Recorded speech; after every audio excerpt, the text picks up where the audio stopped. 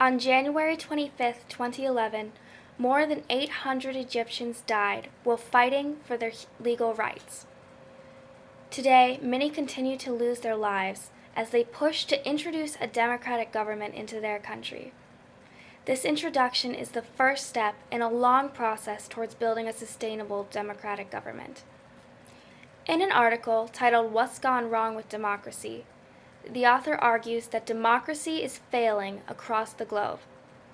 The article, published by The Economist, argues that this is not only occurring in countries like Egypt, where democracy is being introduced. It is occurring in some of the most well-established democracies as well. I stand in agreement with the author. Well-established democracies are failing, as evidenced by the United States and the European Union.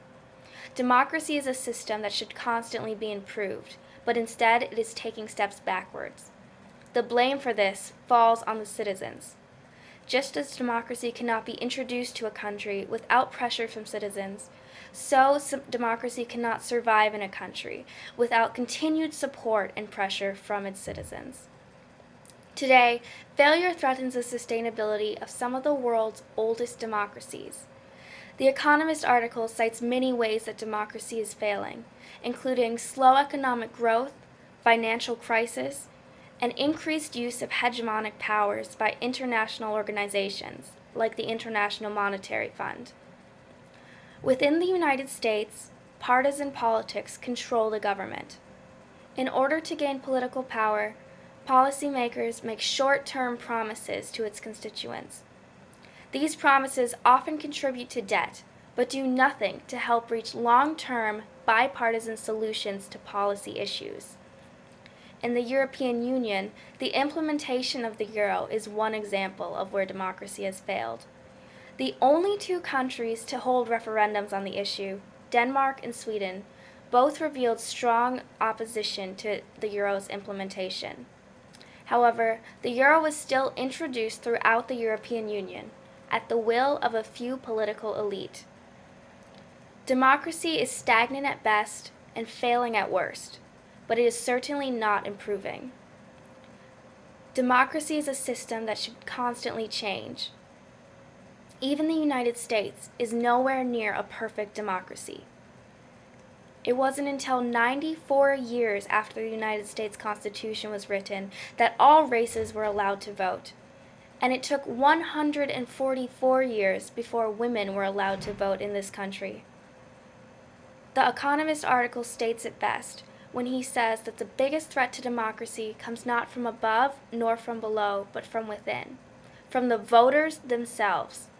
It is the voters whom policymakers listen to, and it is the voters who need to push for constant change.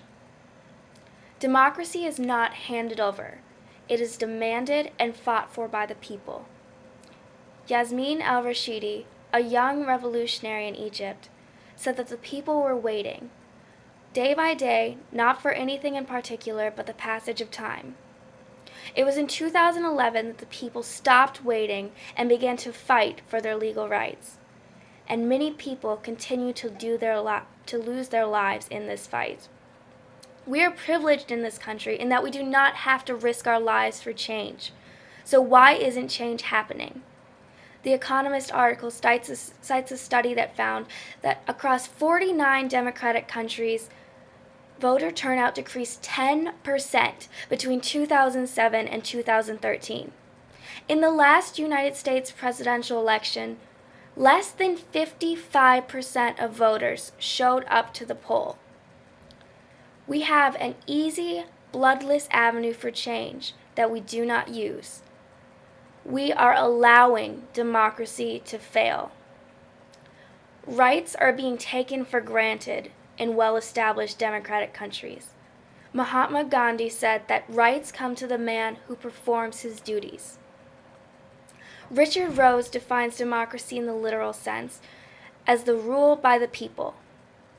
This implies two parts. First, the right to elect a government.